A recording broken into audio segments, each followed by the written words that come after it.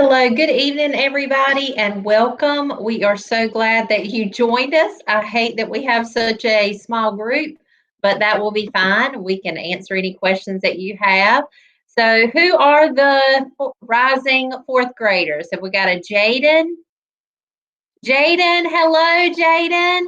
And Caleb, hello, Caleb. You got a background that looks like a picture perfect background back there in the yard. I think I'd like to go hang out with you. My name is Miss Pittman, and I am one of the three fourth grade teachers that is at Lucama this year.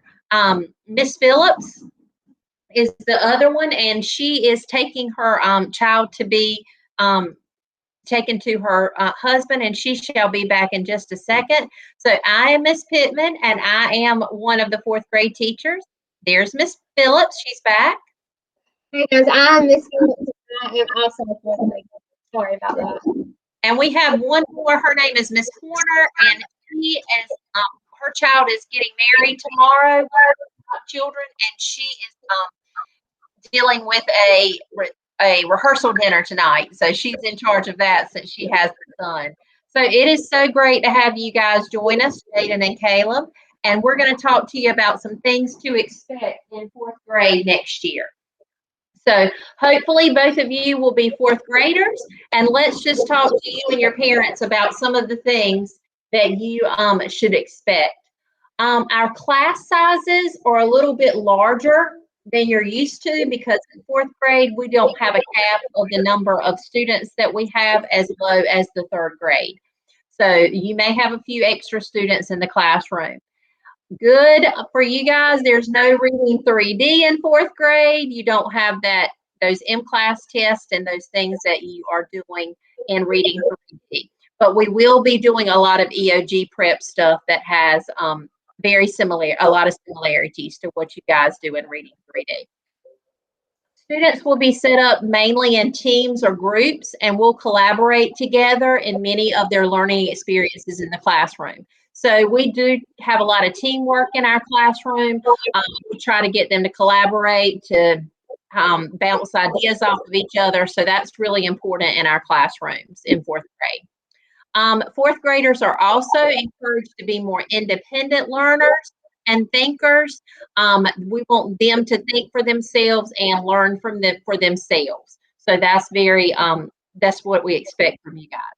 Technology, as it has been this year, is a crucial part of the fourth grade classroom.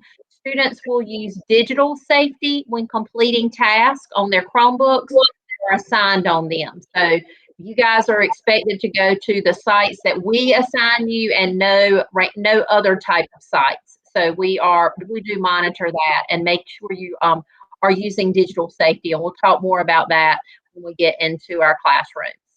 Behavior, we do have instant messages that are sent through Dojo to let your parents know when for some reason you might have a problem in class that we need to let them know about. Maybe you forgot your homework. We will have that communication line between Class Dojo. We do not use Remind in fourth grade, so I'm not sure what you guys use in third grade. Signed papers should go home every Tuesday to show students' progress each week. And if there's any grades that are on the computer, your parents can check that from Power School or the Google Classroom. They can see that from that. And Google Classroom is something we're going to be using just like you guys use this year. And other technology we'll use daily will be things like Quizzes, Kahoot, ReadWorks. We'll be using a new program for math, and we'll also be using Lexia that I think some of you third graders have been doing in third grade. Is that right? Give me a thumbs up, guys, if y'all been using Lexia. Awesome. Great program. How about Quizzes? Have y'all been using Quizzes? Yes, okay. Kahoot, have y'all done any cool Kahoots? Yeah, you'll be doing that some, and we'll be doing other reading programs and math programs too. We'll be doing that. Okay, anything to add to that, Ms. Phillips, for information? All right, that we wanted them to know. All right, awesome. Ready for that next slide? Yeah. All right, expectations. What do we expect from you guys in our classroom? So let's talk about that. looking at the bullets that you see on the slide that she's showing you guys, students should come to school prepared and ready to learn something new each and every day. And being prepared means you have your Chromebook, it's charged, you have your homework every day. So those kinds of things are expected. You have the supplies you need, all of that I'm sure that your third grade teachers expect as well. Students are expected to complete their daily classroom assignments and their nightly and weekly homework assignments, just like I'm sure Miss V, Miss Etheridge, and Miss goodness gracious, Ellis expects you to do. We expect you to do the same. Students are encouraged to think more deeply. Okay, what does it mean to think deep? After you read a story, you got to really figure out what is that story about and ask yourself, do I know what that was about? If not, I need to go back and reread it because I might need to get more information on it. And math word problems, right, Miss Phillips? They've got to be able to figure out how to work out a math problem. Ask yourself, what is that math problem asking me? And I'm going to break it down and do those processes or those steps in order to get it right. Students are required to analyze or figure out a text or word problem in more detail. In the fourth grade year, it might be a little bit more difficult, but you guys are going to rock it. So multi-step work problems means more than one step problem, and you need to make lots and lots of inferences or conclusions to questions and reading as part of our fourth grade curriculum. Students are expected to always put forth their very best effort on every assignment, and I'm sure you guys do that on all of your assignment, whether you be a girl or a boy. Hello, our new one, Michael. So welcome with you guys too. All right, so that's just some of the expectations. And Miss Phillips, if you want to add anything else to that, so that's our expectations for fourth grade. Anything else?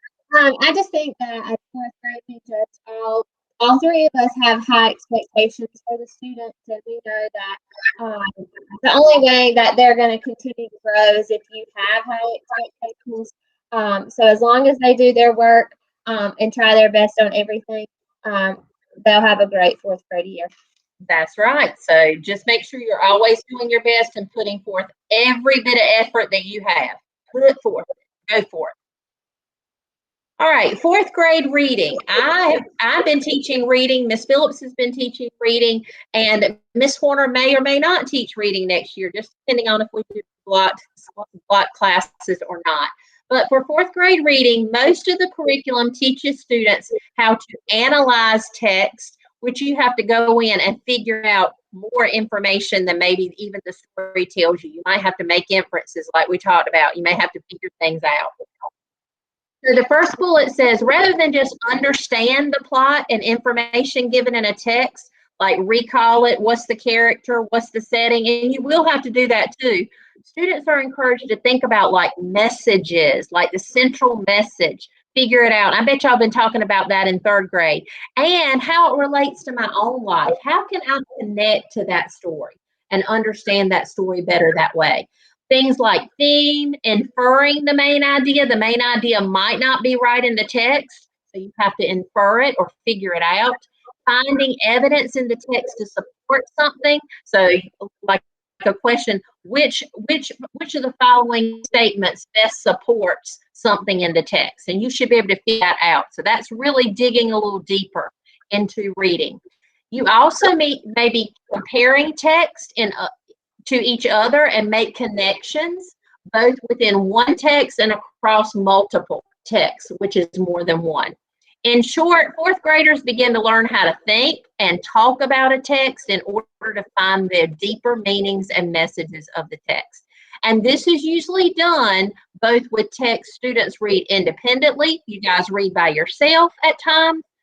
Text we read as a whole class and in small groups. So we're going to be thinking out loud. We're going to be thinking to ourselves. We're going to be talking in teams and figuring stuff out about a text. The next one is students may often use a class read aloud to show students strategies for thinking about analyzing what they read.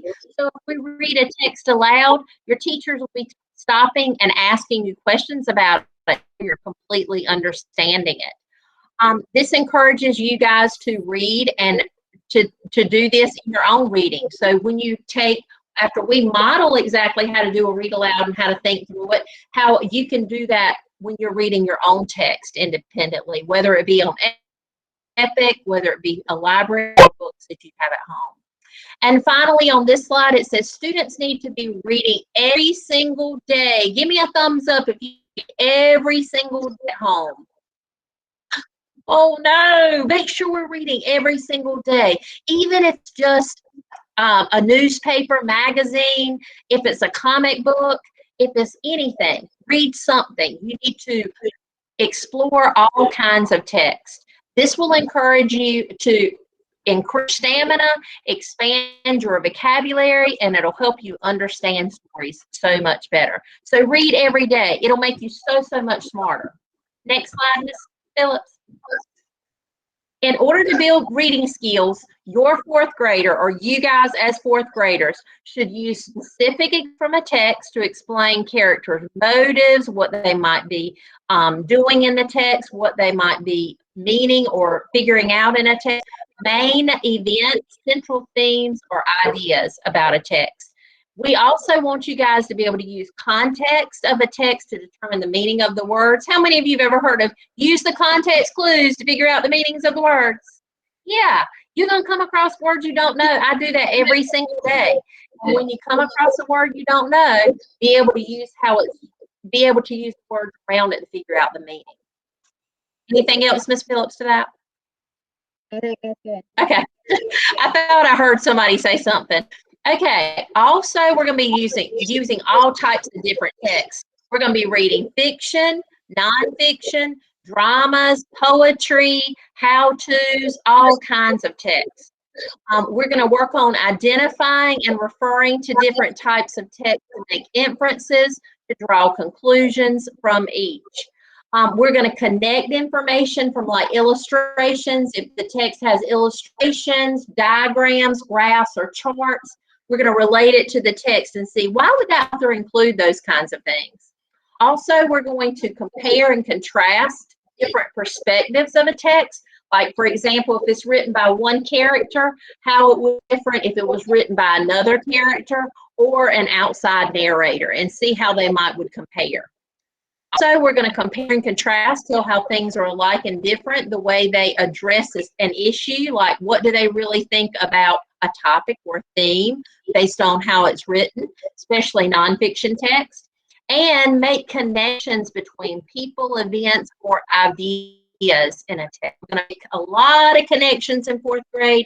We're going to start digging a little deeper in our text, and we're going to read more for figuring things out as well as recalling information.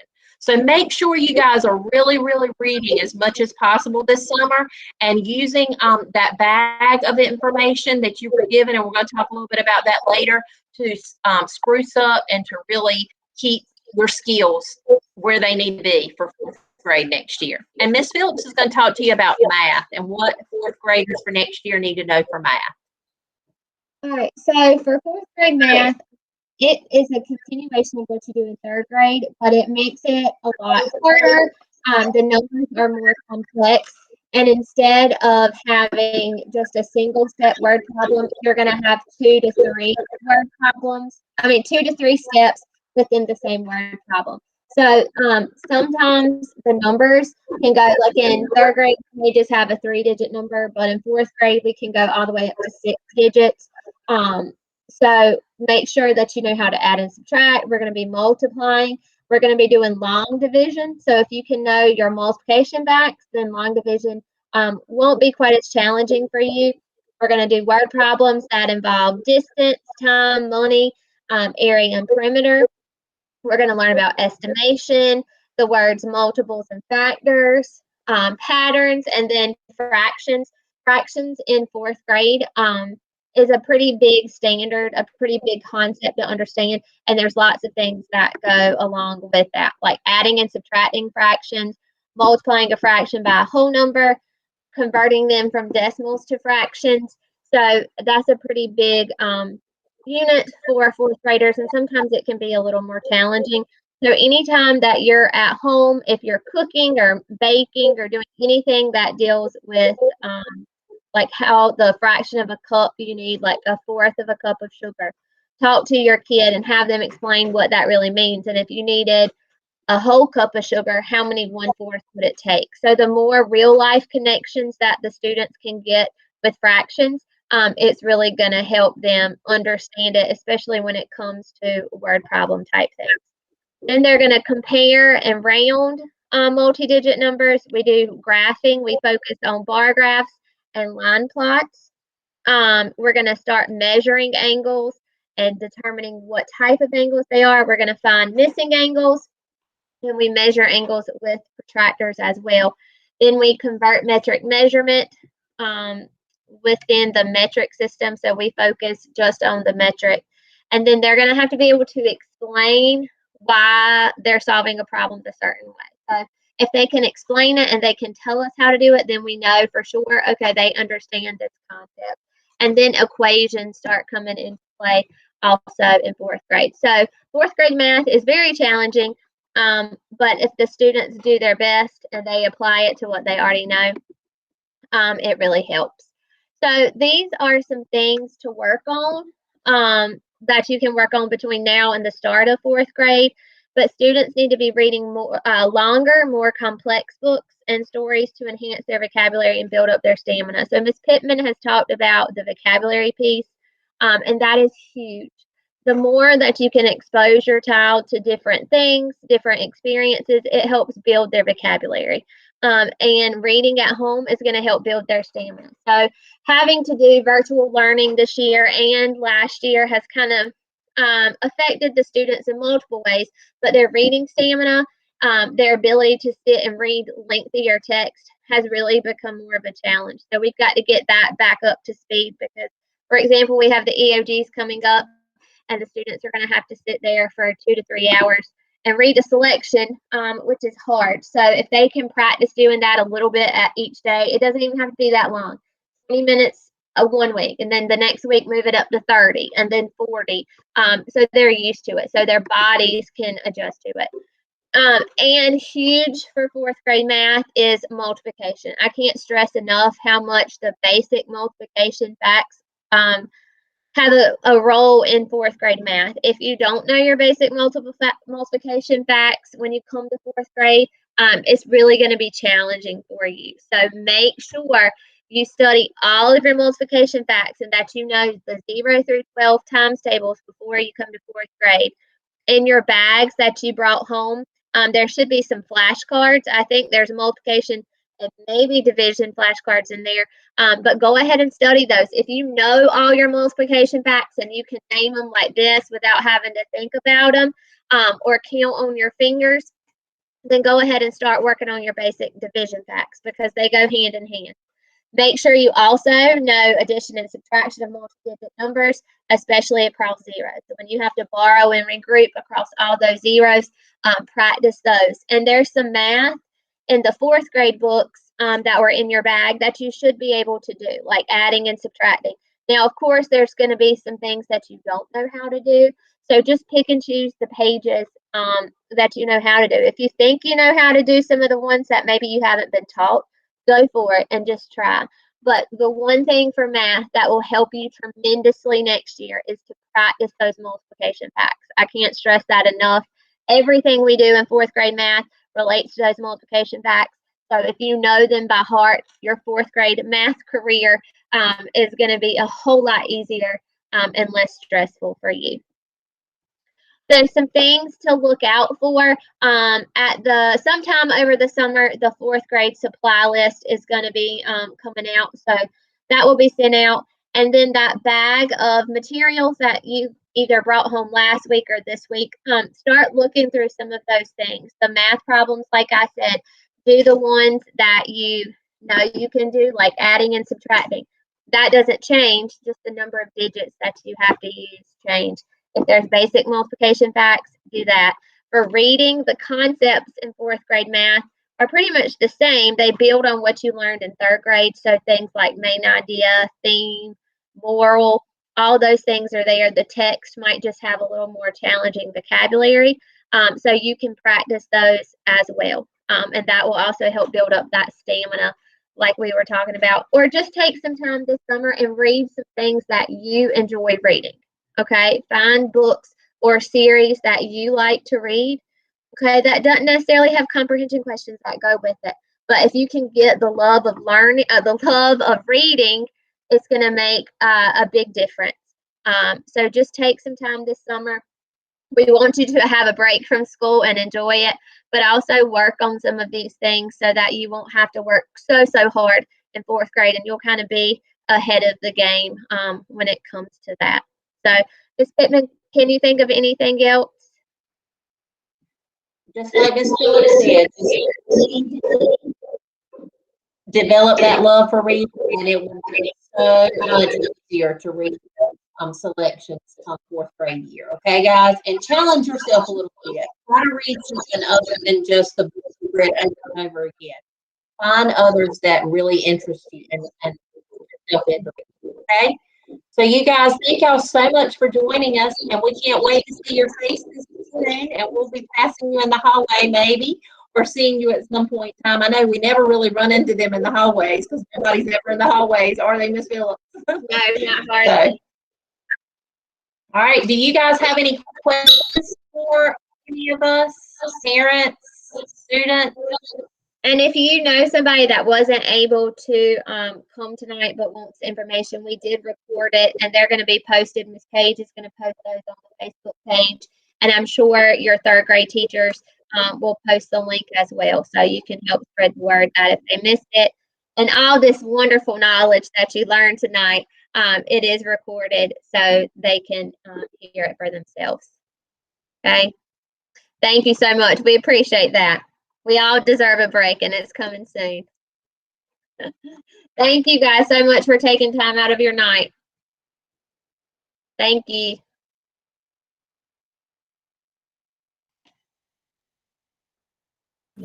Bye. Bye.